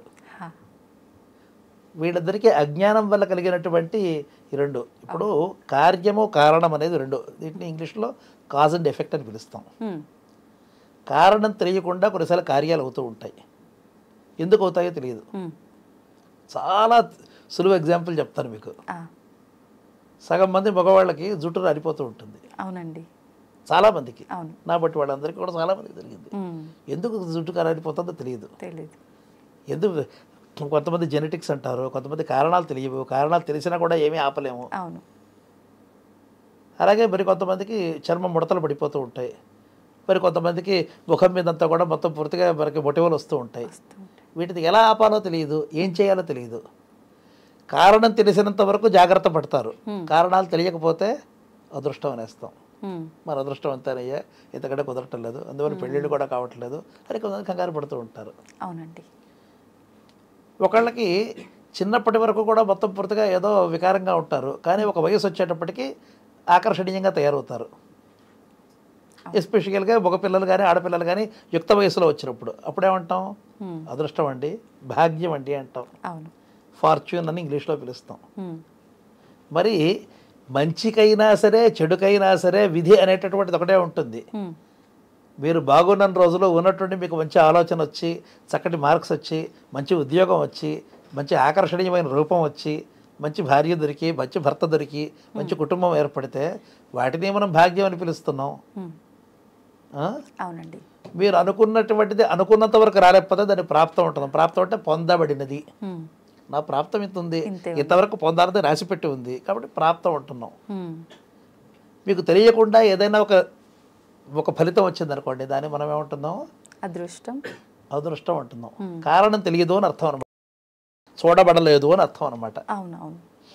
విధి అంటే ఏమిటి, నువ్వు అనుభవించాలి అని రాసిపెట్టి ఉన్నది అని తాత్పర్యం అనమాట. ఇవన్నీ అర్థం కావాలి అంటే అసలు కర్మ సిద్ధాంతం ప్రారంభంలో ఉండేటటువంటి ఒక అరేంజ్మెంట్, అమరిక తెలియాలన్నమాట. ఓకే, అయితే గురుగారు ఇప్పుడు కర్మ 3 రకాలుగా ఉంది. మనం కర్మ సిద్ధాంతం గురించి మాట్లాడే ముందు ఇంకొక చిన్న డౌట్. ఇప్పుడు ఈ అదృష్టము ఇదంతా ఒక వ్యక్తిగతంగానే తీసుకోవాలా, కుటుంబ పరంగా కూడా తీసుకోవచ్చా? చాలా మంది అక్కడికే వస్తున్నాం. Okay okay. మొత్తం కర్మలో మొత్తం పూర్తిగా 3 విభాగాలు ఉన్నాయి. ఒకటి ఆగామి, ఇంకొకటి ప్రారంధం, మూడోది సంచితం. చితం అంటే పోగు చేయడం, సంచితం అంటే బాగా పోగు చేసుకున్నాం. బాగా పోగు చేసుకున్నామంటే ఈ జన్మలో కాకుండా పోయిన జన్మలో, ఆ పోయిన జన్మలో పుట్టిన ఒక అనాదిగా ఎప్పుడు ప్రారంభమైందని ఎవడో చెప్పలేడు, ఎప్పుడో మొదలైంది, ఈ క్షణం వరకు పోగైందంతా కూడా సంచితం. ప్రారంధము అంటే ఈ జన్మలో నువ్వు అనుభవించాలి అనుకుని, సృష్టికర్త ఈ జన్మలో నీ అనుభవానికి ఇచ్చినటువంటి ఒక చిన్న ముక్క. ప్రారబ్ధం, ప్రకర్షణ ఆరబ్ధం, బాగా మొదలైనది అని అర్థం ప్రారబ్ధం అంటే. ప్రారబ్ధం అది. ఈ జన్మలో పుట్టిన తర్వాత నువ్వు చేసే పనులన్నీ కూడా నువ్వు పుట్టక ముందర ఇవేవి లేవు, ఆ తర్వాత వస్తున్నాయి రాబోయేవి, వాటి పేరు ఆగామి, రాబోయేవి. ఏది అనుభవించాలని నువ్వు పుట్టుకతో ఏదైతే మొదలెచ్చావని నీకోసం ఈ జన్మ కోసం పక్కన పెట్టామో అది ప్రారంధం. మొత్తం కలిపినటువంటి పెద్ద మూట సంచితం అన్నమాట. ఇలా మొత్తం పూర్తిగా 3 ఉన్నాయి. ఇప్పుడు మనందరికీ కూడా బయట ఎంత చలిగా ఉన్నా లోపల వెచ్చగా ఉండాలని మనందరికీ కూడా మనకు కామన్గా ఒక లక్షణం రాసింది. సాధారణంగా మనమంతా కూడా సుఖంగా వెచ్చగా ఉండాలనుకోండి, అప్పుడు భగవంతుడు ఏం చేస్తాడు, ఈ గ్రూప్ అందరినీ పక్కన పెడతాడు. ఇప్పుడు ఉదాహరణకి 1,00,000 మంది ఇంటర్వ్యూలు రాశారు, పరీక్షలో పాస్ అయ్యారు, 1,000 మందిని ఇంటర్వ్యూకి సెలెక్ట్ చేసాం. వీళ్ళందరికీ సమానమైనటువంటి లక్షణాలు ఉన్నాయని వాళ్ళందరినీ ఒక పక్కన పెడతాం కదా, ఒక హాల్లో పెడతాం కదా. అలాగే ఎవరికైతే సమానమైనటువంటి భాగ్య రాశి ఉంటుందో వారందరూ కూడా ఒక కుటుంబంలోనూ ఒక సొసైటీలోనే. అదే మీరే ఆలోచించండి. ఒక జీవి పుణ్యపాపాలు తెలియనటువంటిది ఒక కుగ్రామంలో అన్నోదకాలు లేనటువంటి చోట ఎక్కడో మొత్తం పూర్తిగా ఒక క్షామం ఉండేటటువంటి ప్రాణంలో మొత్తం ఎముకరదే బయటపడిపడుతూ అక్కడికి జన్మించాలి. ఇంకొక జీవి చాలా సంపన్నమైనటువంటి సమృద్ధమైన దేశంలో ఎందుకు పుట్టాలి? కాబట్టి మన యొక్క కర్మని ప్రారంధాన్ని బట్టి మనం ఎక్కడ పుట్టాలో తెలుస్తుంది. మీరు ఇందాక అడిగిన మొట్టమొదటి ప్రశ్న ఏంటి? మరి నా తలరాత ఇంతే అని అనుకునేవాళ్ళు. కానీ భగవంతుడు అందరికీ కూడా స్టీరింగ్ వీల్ లాంటి ఒక స్వేచ్ఛనిచ్చాడు. ఆ స్వేచ్ఛ లేకపోతే మీరు కిందకి వెళ్ళేవాళ్ళు కిందకి అధపాతాళానికి వెళ్ళిపోతారు. బాగున్నవారు ఈరోజు అత్యంత సంపన్నుల జాబితాలో పైకి ఈరోజు ఎలాన్ మస్క్ గారిలాగా అలా పైకి వెళ్ళిపోతూ ఉంటారు. 100 బిలియన్స్ 200 200 300 400 అలా పైకి వెళ్ళిపోతూ ఉంటుంది. మరి వాడు కిందకి వచ్చే అవకాశం కానీ వీడు పైకి వెళ్ళే అవకాశం కానీ లేవా? ఉన్నాయి. అదే స్వేచ్ఛ. ఆ స్వేచ్ఛ లేకపోతే ఇన్ని విధివాక్యాలు మనకి పురాణాల్లోనూ వేదాలలోనూ మత గ్రంథాలలోనూ అన్ని చోట్ల పెద్దలు చెప్పడం అంతా కూడా దండగే కదా. అవునండి. నువ్వు ఏం చేసినా నువ్వు అంతకంటే మారలేవు కదా కదా. మీరు ఉన్నట్టుండి ఈరోజు తెల్ల చర్మంతో ఉన్నట్టు రమ్మంటే మీకు పెయింట్ కొట్టినా కూడా అవ్వలేరు కదా. అలానే పూర్తిగా నలుపు కూడా పడలేరు కదా. మన జన్మ లక్షణం అలాగే ఉంటుంది కదా. మరి ఏమీ మార్చుకోలేనప్పుడు చెప్పడం ఎందుకు? చెబుతున్నాము అంటే దాన్ని మార్చుకునే అవకాశం ఉందని. అంటే కొన్ని మార్చుకోగలిగిన అంశాలు ఉంటాయి, కొన్ని మార్చుకోలేని అంశాలు ఉంటాయి. ఎటువంటివి గురువు గారు ఉదాహరణగా తీసుకుంటే? ఇప్పుడు మీరు ఈ ఉద్యోగంలో బాగా కష్టపడ్డారనుకోండి, ఒక 20 రోజులో 30 రోజులో 20 ఏళ్ళలో 30 ఏళ్లకో మీరు మొత్తం పూర్తిగా ఇటువంటి ఒక సంస్థలో అత్యధికమైనటువంటి వ్యక్తి కాగలరు. కానీ ఉన్నటువంటి ఇప్పుడు మీరు భరతనాట్యం బాగా చేసేటటువంటి సామర్థ్యం మీకు వస్తుందా? దీంట్లో రాదు కదా. మీరు చేయలేని పనులు కొన్ని ఉంటాయి, అటువంటి పనులు మీరు చేయలేరు కదా. మీరు తీసుకొచ్చి ఇప్పుడు ఏదన్నా సరే ఒక సుమో ఫైటర్ లాగా వెళ్ళి మొత్తం పూర్తిగా 15 మందిని చిత కొట్టేసి ఆ పనులు చేయలేరు. మీరు మీ యొక్క పరిధిలో ఎంతవరకు మీరు పైకి వెళ్ళగలరో మనకి అలాగే మన యొక్క భవితవ్యాన్ని మార్చుకోవడానికి భగవంతుడు ప్రతి వారికి కూడా కొంత స్వాతంత్ర్యాన్ని ఇచ్చాడు, స్వేచ్ఛనిచ్చాడు. అందుకని మనకి వేదంలో గొప్ప ఇది చాలా ముఖ్యమైనటువంటి ఒక టెనెట్. సమానానాముత్తమ శ్లోకో అస్తు మూర్ధానమేవైనగం సమానానాం కరోతి. ఫలితం ఎలా ఉంటుంది అంటే సజాతానాం సమానానాం, నీ యొక్క గ్రూప్లో నీతో సమానమైనటువంటి వారిలో ఉత్తమమైనటువంటి పై స్థాయికి వెళ్తావు అనే వాక్యం చాలా చోట్ల ఉంటుందన్నమాట. నీ యొక్క కీర్తి కూడా అంతే. నీ యొక్క ఎప్పుడు కూడా you should not compare oranges with apples. So నీ యొక్క పరిధిలో ఉండేట కాబట్టి మనం మన స్థాయిలో మనం ఖచ్చితంగా మన యొక్క స్థితిగతులను మార్చుకోగలిగే అవకాశం ప్రతి వారికి ఉంటుంది. అందుకోసం ఇన్ని రకాలైనటువంటి శాస్త్రవాక్యాలు, గీతావాక్యాలు, పెద్దల యొక్క వాక్యాలు, ఈ తర్వాత బోధనలు కూడా ఉన్నాయి. కాబట్టి డిస్పేర్కి అవకాశమే లేదు. కాబట్టి నిరాశ నిస్పృహ వదిలిపెట్టి ఆశావాదంతో జీవించమనే మనకి మన యొక్క వేదము, మన యొక్క శాస్త్రాలు, మన యొక్క ధర్మం అంతా కూడా బోధిస్తున్నది అనమాట.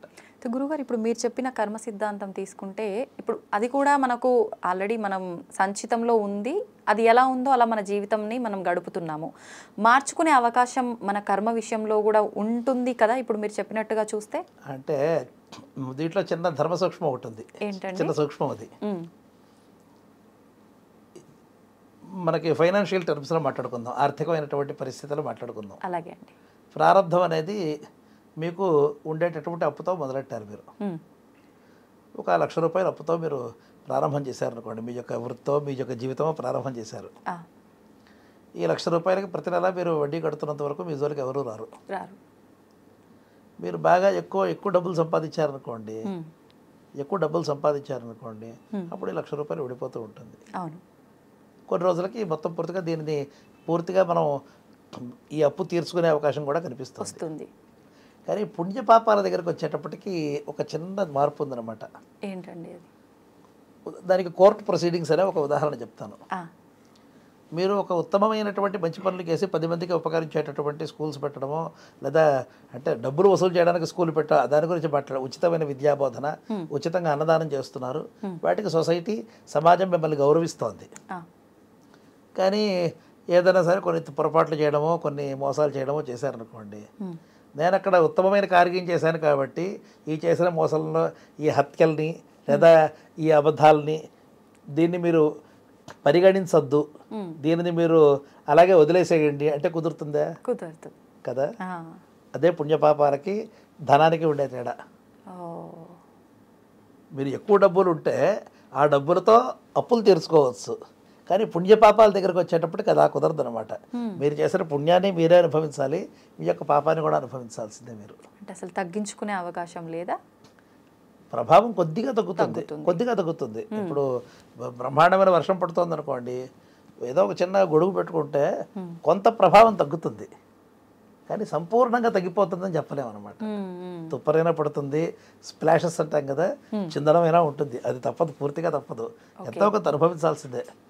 గురుగారు, ఇప్పుడు మీరు చెప్పినట్టుగా చూస్తే మనం డబ్బుల విషయంలో అయితే ఎలా దాన్ని మనం కష్టపడి సంపాదించుకొని తీర్చుకునే అవకాశం ఉందో, పాపపుణ్యాల్లో మాత్రం అలాంటి అవకాశం లేదన్నారు. మరి ఇప్పుడు ఒక జీవి ఒక జన్మ తీసుకొని భూమిపైకి వచ్చింది అనుకోండి, అంటే ఫర్ ఎగ్జాంపుల్ నేనే తీసుకోండి, నేను గతంలో చేసిన పాపము ఉంది, పుణ్యమే ఉంది, నేను ఈ జన్మలో అసలు ఏంటి, నా జన్మకి అసలు సార్థకత ఎలా వస్తుంది? ప్రతి ఒక్కరూ అన్నీ మర్చిపోతారు. భూమిపైకి వచ్చామా, నా కోరికలు, నా ఆశలు, నా లైఫ్ ఎలా అనుభవిస్తున్నాను, ఎంత సంపాదిస్తున్నాను, ఇవే ఉంటాయి తప్ప అసలు నేను వచ్చిన పర్పస్ ఏంటి అనేది ఎవరికి ఒక క్లారిటీ ఉండదు. అసలు ఏంటి ఈ జీవి యొక్క జన్మకి సార్థకత ఏంటి? ఇది సమస్య ఎక్కడుందంటే, మనం లేచినప్పటి నుంచి పడుకునేంత వరకు కూడా, కళ్ళు తెరిచినప్పటి నుంచి పంచేంద్రియాలు ఎప్పుడు కూడా బయట విషయాలనే ఆలోచిస్తాయి. అవునండి. ఈ విషయాన్ని ఇంద్రియార్థము అని భగవద్గీతలో పిలిచారు. ఇంద్రియాన్ని ఇంద్రియార్థేషు. ఈ ఇంద్రియాలన్నీ వెళ్ళి ఇంద్రియార్థాలైన విషయాల మీద ఎక్కువ ఉంటాయి. ఏదో చూస్తాము, ఏదో ముట్టుకుంటాము, ఎక్కడో తిరుగుతాము, ఎక్కడో ఏదో వింటూ ఉంటాం, వాటిలో ఆనందం వెతుకుతూ ఉంటాం. ఈ విషయాలన్నీ కూడా వచ్చిన తర్వాత మన యొక్క మనస్సు వీటన్నిటి కూడా కొంత ప్రక్రియ చేసి ఒక ప్రాసెసింగ్ అయిపోయిన తర్వాత, ఆ ప్రాసెస్లో ప్రక్రియ తర్వాత ఏం చేస్తే బాగుంటుంది అని కొన్ని విషయాల్ని పక్కన పెడుతుంది, కొన్ని విషయాలను లోపలికి తీసుకుంటుంది అనమాట. ఈ విషయాలు లోపలికి రావడం ఆగిపోతే కానీ నేను ఎవరు అనే విషయం ఆలోచనకు ఉండదు. అలా నేను ఎవరు అని ప్రతి వ్యక్తి ఆలోచించాలి అంటే వాళ్ళకి మొట్టమొదట కావాల్సింది సమయం కావాలి. అటువంటి సమయం ఎవరు కేటాయిస్తున్నారు? లేదండి. స్వహ అంటే తాను, అర్థం అంటే కొరకు. తన కొరకు ప్రయత్నం చేస్తే దాన్ని స్వార్థం అంటారు. మనకి సంస్కృతంలో స్వహ అనే పదానికి నాలుగు అర్థాలు ఉన్నాయి. మొట్టమొదటి స్వహ అంటే ఆత్మ, తాను. రెండవది స్వహ అంటే తనకి సంబంధించినటువంటి వారు, స్వీయ, వేరేది కూడా స్వహ అనే పిలుస్తూ ఉంటాం. మూడవది డబ్బు, దాన్ని కూడా స్వహనే అంటాం అనమాట. తర్వాత మన యొక్క సంపదలు, వీటన్నిటి కూడా స్వహ అనే అర్థంలోనే వాడుతూ ఉంటాం. కానీ స్వహ అంటే తాను అనే అర్థంలో మనం ఆలోచిస్తే అటువంటి స్వార్థం చాలా అవసరమైంది. అంటే ఎవరి విషయంలో స్వార్థపరులుగా ఉంటున్నారు అని మనం ప్రపంచంలో అందరిని అంటుంటే, స్వార్థపరుడు అంటే తనకి సంబంధించిన వస్తువుల మీద ఆశ పెట్టుకున్నవాళ్ళు అని అర్థం. కానీ మొట్టమొదటి స్వహ అనే పదానికి తాను అని అర్థం అనమాట. నిజంగా అటువంటి స్వార్థపరులు ప్రతివారు అవ్వాలి. స్వార్థపరులు నిజంగా అవ్వాలి. తాను ఎవరు అని తెలుసుకోవడమే స్వార్థం. అటువంటి స్వార్థంలో ఉండాలి. తన చుట్టూతా ఉండే వ్యక్తులు, తనకి ఏ ఏ వస్తువుల మీద అపేక్ష ఉందో వాటిని స్వీయం, ఆ అర్థంలో ఉండేటటువంటి అటువంటి భ్రమను వదిలిపెట్టి తాను ఎవరు అని తెలుసుకోవడమే స్వార్థం అనమాట. స్వపితి అనే పదం కూడా ఉపనిషత్తు వాడుతుందన్నమాట. స్వపితి అంటే నిద్రపోతున్నాడు అని అర్థం. నిజమైనటువంటి స్వార్థం ఒక మనిషికి ఎప్పుడు కలుగుతుంది అంటే, స్వాపహ అంటే నిద్రపోయినప్పుడే కలుగుతుంది. అప్పటికే తనతో ఆత్మానుభవం కలుగుతుందిట. ఒక మనిషిని మీరు తిండి పెట్టకపోయినా పర్వాలేదు, నిద్ర లేకుండా పెడితే మనిషికి 2 రోజుల్లో అతనికి పిచ్చెక్కిపోవడం ఖాయమే. అవును గురువుగారు. కాబట్టి ఎలా అయితే మనకి బ్యాటరీ పూర్తిగా డిశ్చార్జ్ అయిపోతుంది అనుకోండి, మన మనసు ఎలా అయిపోతుందంటే, అమ్మో ఏదో ప్రపంచంలో ఒక ఆటమిక్ బాంబ్ పడిపోతుంది అన్నంత కంగారు పడిపోతూ ఉంటాం ఈ రోజుల్లో. ఇలాగే స్వం అనేటటువంటిది తన యొక్క ఆత్మానుభవం లేకపోతే మన మనస్సు కూడా అలాగే కంగారు పడుతుంది. ఛాందోగ్యోపనిషత్తులో సామవేదంలో ఒక మంచి మాట చెప్పారు. ఏంటి గురుగారు? ఒక పక్షి అంతటా తిరుగుతూ ఉంటుందిట, అన్ని చోట్ల ఎగురుతుంది, ఆహారం సంపాదించుకుంటుంది. కానీ చిట్ట చివరికి గూడుకొచ్చి పడాలి, కులాయం అంటారు అనమాట. ఆ గూడుకొచ్చి రావాలి, అవును, అక్కడికి రావాల్సిందే. అలాగే మన మనస్సు కూడా ఒక పక్షిలాగా అన్ని పనులు చేస్తుంది, అన్ని చోట్ల తిరుగుతుంది. కానీ చిట్ట చివరికి వచ్చేప్పటికి రాత్రి తనలోకి రావాల్సిందే. ఆ తాను అనేది స్వం. స్వం అపీతో భవతి, స్వహ అపీతో భవతి. అపీత అంటే ఇంకా ఎక్కువ అనుభవం కలుగుతుందన్నమాట. స్వానుభవం లేకుండా ఎవడు ఏ పని చేయలేడు. తాను చేస్తున్నాను అనుకోకపోతే మీరు నాతో మాట్లాడలేరు, చూడలేరు, మంచినీళ్ళు తగలేరు, ఊపిరి కూడా పీల్చలేరు. అంటే ఊపిరి పీల్చడానికి మీ ప్రయత్నం అక్కర్లేదు. మీ యొక్క ప్రయత్నంతో చేసే ప్రతి పనికి తాను చేస్తున్నాను అనుకోకపోతే చేయలేరు, అంతే అండి కదా. కానీ దీని యొక్క సంపూర్ణ అనుభవం ఎప్పుడు ఉంటుంది అంటే నిద్రపోతున్నప్పుడు మాత్రమే ఉంటుంది. అందుకనే స్వపితి అనే పదం వచ్చింది అని వివరిస్తారన్నమాట. కాబట్టి ఈ ఆత్మానుభవం ఎవరికైనా సరే తాను ఎవరు అనే ఆలోచనతో ప్రారంభం చేసి, అందుకని నిద్ర లేచిన తర్వాత పెద్దలు ఏం చెప్తారంటే, మనం ఫోన్లు చూడడం, పుస్తకాలు చూడడం, పేపర్లు చూడడం కాదు, నిద్ర లేచిన తర్వాత కొద్ది నిమిషాలైనా సరే మొట్టమొదట మీ యొక్క మనస్సు చాలా ఎక్సలెంట్ కండిషన్లో ఉంటుంది, ఎక్సలెంట్ కండిషన్లో ఉంటుంది మంచి నిద్రపోయిన తర్వాత. మరి మొద్దు నిద్ర 10 గంటలు 12 గంటలు కాదు, మనకి మగత నిద్రలో ఉన్నప్పుడు ఈ ఆనందం ఉండదన్నమాట. శుద్ధమైనటువంటి డీప్ స్లీప్ అయిపోయిన తర్వాత మనం ఎప్పుడైతే లేస్తామో అప్పుడు ఉంటుందన్నమాట. ఆ సమయంలో అప్పుడు లేచిన తర్వాత ఎవరితోనూ మాట్లాడకుండా ఒక కొద్ది క్షణాలు తాను ఎవరు, తన జీవితం ఏమిటి, ఎటుపోతుంది, ఏం చేయాలని ఆలోచించినట్టయితే కొంత సమాధానం దొరుకుతుంది. సంపూర్ణంగా దొరకదు. ఎందుకు కొంత అని ఎందుకు చెప్పానంటే, ఎందుకంటే మనకు పరిధి, మనం ఆలోచించగలిగిన విషయాలు కొన్నే ఉంటాయి. మనకి తెలియని విషయాలు ప్రపంచంలో కొన్ని కోకొల్లలుగా ఉన్నాయి. పెద్దల దగ్గర, గురువుల వద్ద ఇటువంటి విషయాలే తీసుకోవాలి. నీ యొక్క జీవితానికి రోడ్ మ్యాప్ ఏమిటి, what is the road ahead, ఎటువైపు నువ్వు ప్రయాణించాలి, నీ యొక్క లక్ష్యం ఏమిటి, గమ్యంలో ఎంతవరకు వచ్చావు అని చెప్పాలి. అంటే ఎవరికి వారే నిర్ణాయకులు, జడ్జెస్ ఎవరికి వారే. కానీ దానికి ఒక పారామీటర్స్ ఉంటాయి చూడండి. దేన్ని అనుసరించి నేను ఇప్పుడు ఇక్కడి నుంచి నేను అబిడ్స్గా వెళ్ళాలి అంటే ఇక సుమారుగా 15 కిలోమీటర్లు ఉంది. 15 కిలోమీటర్లో ఎంతవరకు వచ్చాము అనేటటువంటి మైల్ స్టోన్స్ కావాలి కదా. అటువంటి మైల్ స్టోన్స్ మనం గురువుల వద్ద తెలుసుకోవాలన్నమాట.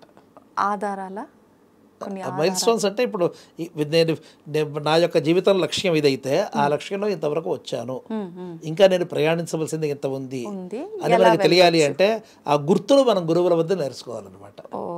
అందువల్ల మీరు చెప్పినట్టుగా ప్రతివాడు కూడా తాను ఎందుకు పుట్టాము, ఇక ఈ జన్మ అయ్యే లోపల కనీసం చేయవలసింది ఏమిటి, ఎంతసేపు ఈ శరీరాన్ని పోషించుకోవడము, ఈ శరీరానికి పనికొచ్చే వాళ్ళని చూసుకోవడం, ఇంతవరకైనా, ఇంతకంటే పైన ఇంకేదైనా ఉందా అని ఆలోచించడానికి నిమిత్తం కావాలి.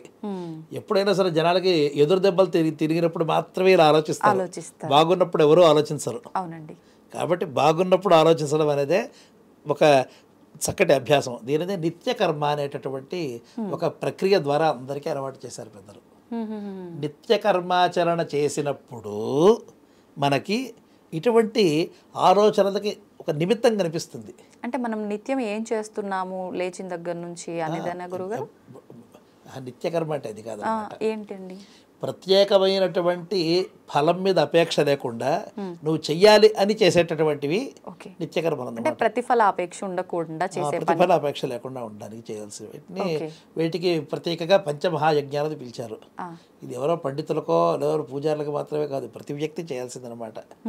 దేవయజ్ఞం, పితృయజ్ఞం, భూతయజ్ఞం, మనుష్య యజ్ఞం, బ్రహ్మయజ్ఞం అని 5 రకాలైనటువంటి యజ్ఞాల గురించి చెప్పారనమాట.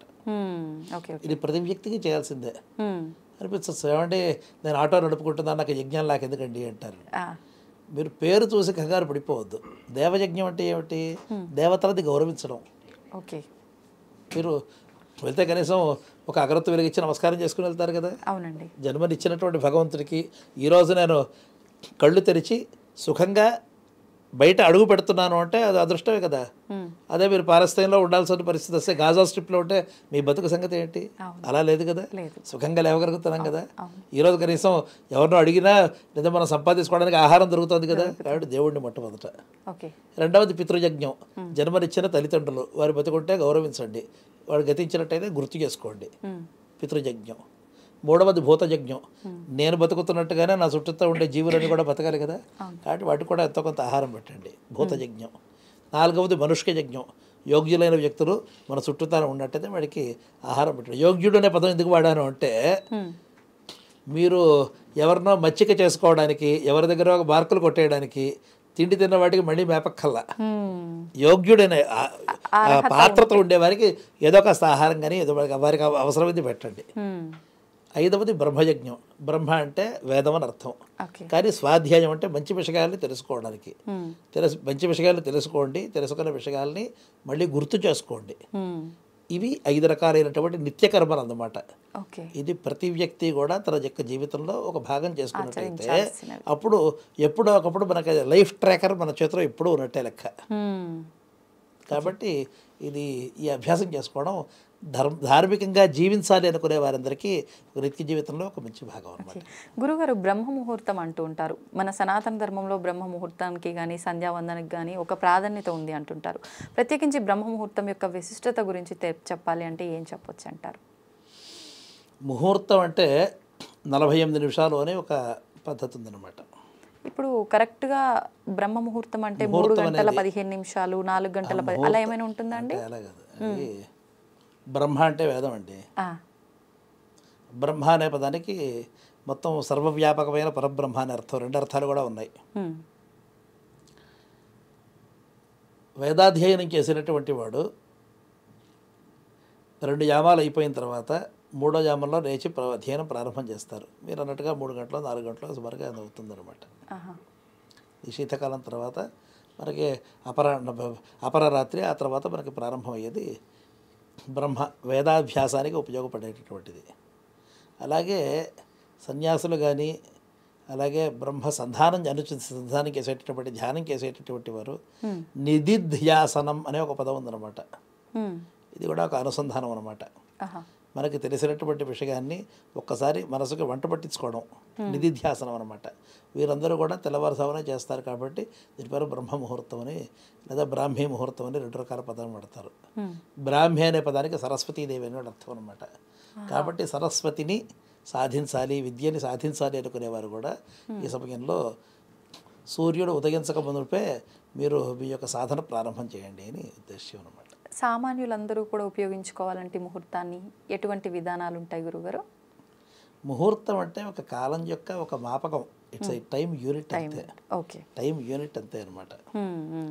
మనకి ఆధునిక కాలంలో 24 గంటలు, ప్రతి గంటకి 60 నిమిషాలు అని చెప్పారు. అదే పూర్వకాలంలో 60 ఘడియలు 24 ఘడియలు చెప్పారు అనమాట ఒకదానికి. అంటే మొత్తానికి అటు చేసినా ఇటు చేసినా కూడా రోజుకి 1440 నిమిషాలు వస్తుంది. వాళ్ళు 24 గంటలని 60 నిమిషాలతో గుణించారు. పూర్వీకులు 60 ఘడియలని 24 విఘడియలతో చేశారు. సో ఈ కేసులో 1440 వస్తుంది. దీనిని ప్రాతః, సంగవ, పూర్వాహ్న, అపరాహ్న, సాయమన 5 విభాగాలు చేశారన్నమాట. 5 విభాగాలు చేసుకుంటూ వచ్చారు. ప్రాతకాలము సంగమం అంటే ఆవులని మేతకు పంపించడం కోసం ఉదయం పాలు పితకడం అంతా అయిపోయిన తర్వాత వాటిని ఒక చోట చేర్చి తర్వాత అందరూ కలిసి దూరంగా వాటిని మేతకు పంపిస్తారనమాట. దానికి సంగమ కాలం అంటారు. పూర్వాహ్నం అంటే ఇక మధ్యాహ్నం, దాని యొక్క ముందు మురుపు అనమాట. అపరాహ్నం అంటే మధ్యాహ్నం తర్వాత అనమాట. మధ్యాహ్నం అంటే కరెక్ట్గా పగటి యొక్క మధ్య భాగం అనమాట. ఇది యాబ్సల్యూట్ టర్మ్స్లో చెప్పలేము, ఎందుకంటే సూర్యోదయం అహఃప్రమాణం అంటాం. అంటే డే లైట్ పెరగడం తరగడం ఉంటుంది. ఇప్పుడు ఉత్తర దేశంలో దక్షిణ దేశంలో మార్పులు ఉన్నాయి కదా. మనకి సాధారణంగా మరీ పెద్ద తేడా ఉండదు, కానీ ఉత్తర దేశానికి వెళ్ళిన కొద్దీ ట్రాపికల్ పైన అక్షాంశాలకు వెళుతున్న కొద్దీ మనకి ఏమవుతుంది, లాటిట్యూడ్ పెరిగిన కొద్దీ కూడా మనకి ప్రమాణం పెరుగుతూ ఉంటుంది. వాళ్ళకి వింటర్లో వచ్చేటప్పటికి వాళ్ళు 9 గంటలు 10 గంటలు 11 గంటలే ఉంటుంది. మనకి దాదాపుగా 12 గంటలు 12 అరగంట అటు ఇటు ఉంటుంది. అంతే తేడా. మనకంత దక్షిణ భారతంలో అంత తెలియదు, కానీ ఉత్తరానికి వెళ్ళిన కొద్దీ ఇంకా తెలుస్తూ ఉంటుంది. ఇంకా కెనడా, ఇంకా సోవియట్ యూనియన్, ఇంకా పైకి రష్యాకి వెళ్తే ఇంకా బాగా అర్థమవుతూ ఉంటాయి. కాబట్టి యాబ్సల్యూట్ టర్మ్స్లో ఇన్ని గంటలని చెప్పలేం, కానీ రేష్గా చెప్పచ్చు మనం, ఈ నిష్పత్తి ప్రకారంగా పగబట్టు ఉంటుందని అనమాట. కాబట్టి ముహూర్తం అనేది ఒక కాల మాపనం అనమాట. Okay okay. దాని ప్రకారంగా మనం ఆ ముహూర్తాల్లో ఏమేం చేస్తే బాగుంటుందో చెప్పారు. తర్వాత ప్రతి ముహూర్తానికి అధిదేవతని కూడా చెప్పారనమాట.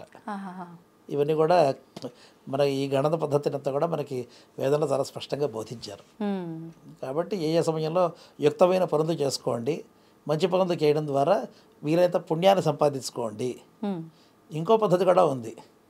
ఎవడైతే ఈ కాలగణన తెలుసుకుంటారో వాడు కష్టాలు పడడు అని వాక్యం ఉంది.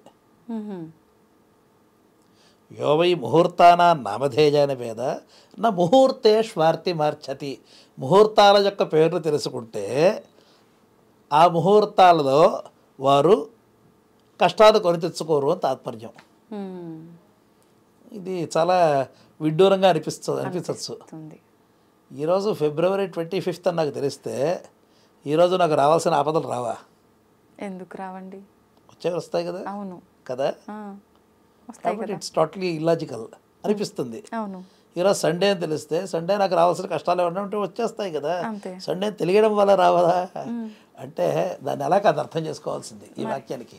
ప్రతిరోజుకి కూడా మనకి విహితమైన కార్యాలు కొన్ని ఉంటాయి. సండే మనం ఏమంటాం? హాలిడే అంటాం. హాలిడే పదం ఎలా వచ్చింది చెప్పండి? HOLYDAY holy day. దాన్ని షార్ట్ చేస్తే కలిపితే అది కాంపౌండ్ వర్డ్ హాలిడే అయింది. ఓకే. కాబట్టి హోలీడే అంటే పవిత్రమైన పనులు చేసేటటువంటి రోజు అని అర్థం. మనం ఈరోజు హాలిడేస్లో ఆ హోలీ తప్ప మిగిలినవన్నీ చేస్తున్నాం అంతే కదా. అవునండి. పవిత్రమైన పనులు మీరు చేస్తున్నారు అనుకోండి, మీ జోలికి ఎవరు వస్తారు చెప్పండి? అంతే. కమ్యూనిటీ సర్వీస్లోనో ఏదో దేవుడి దగ్గర కూర్చోవడమో లేదా ఒక మంచి పని చేస్తున్నారు అనుకోండి, మీకు కష్టాలు వచ్చే అవకాశాలు చాలా తక్కువ కదా. మీరు తెలిసి రిస్క్తో కూడిన ప్రమాదాలతో కూడిన పనులు చేస్తున్నారు అనుకోండి, కష్టాలు వచ్చే అవకాశాలు ఎక్కువ కదా మీకు. అవును అవును. ఎప్పుడైతే ఈ ముహూర్తం అనేది ఫలానా దేవతకి సంబంధించినది కాబట్టి ఆ దేవతకి సంబంధించిన సత్కార్యాలు నేను చెయ్యాలి అని మీరు మనసులో సంకల్పం చేసుకుని మంచి పని చేశారనుకోండి, మీకు కష్టాలు ఎందుకు వస్తాయండి? నిజమే అండి. మీరు దాన్ని లక్ష్య పెట్టకుండా డిస్రిగార్డ్ చేసి మీకు తోచినట్టుగా స్వైరంగా ప్రవర్తిస్తే అప్పుడు మీకు కష్టాలు వచ్చే అవకాశం ఉంటుంది కదా. ఇప్పుడు ఆ వాక్యం అర్థమైంది కదా. ముహూర్తం పేరు తెలుసుకుంటే మీకు కష్టాలు రావు అంటే ఆ ముహూర్తానికి సంబంధించిన సత్కార్యాలు మీరు చేసినంత కాలము మీ జోలికి కష్టం రాదు. ఇందాకటి ఫైనాన్షియల్ ఎనాలజీ ప్రకారంగానే చెప్తాను. మీరు ఈ నెల సుమారుగా ఒక 5,000 రూపాయలు మీరు ఈఎంఐ కట్టాలి. మిగిలిన అన్ని పనులు బాగానే చేస్తున్నారు.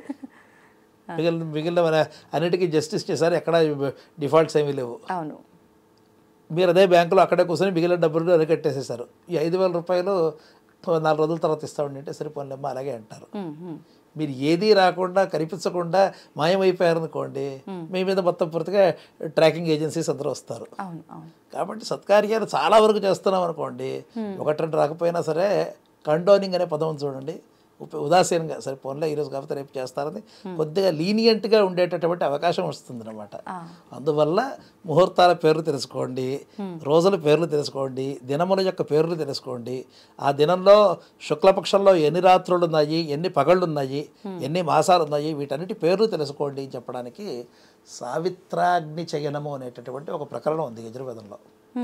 వాటిలో సముజ్ఞానం నుంచి సముజ్ఞానం, విజ్ఞానం, ప్రజ్ఞానం, జానత, అభిజానత, సంకల్పమానం, ప్రకల్పమానం, ఉపకల్పమానం, ఉపక్లుప్తం, క్లుప్తం, శ్రేయ, వసీజ, ఆగత, సంభూతం, భూతం, చిత్ర, కేతు, ప్రభాన్, ఆభాన, సంభాన్ అని వరుసగా చెప్పుకుంటూ వెళ్ళారనమాట. మొత్తం పూర్తిగా సమజ విభాగాలు ఉన్నాయో.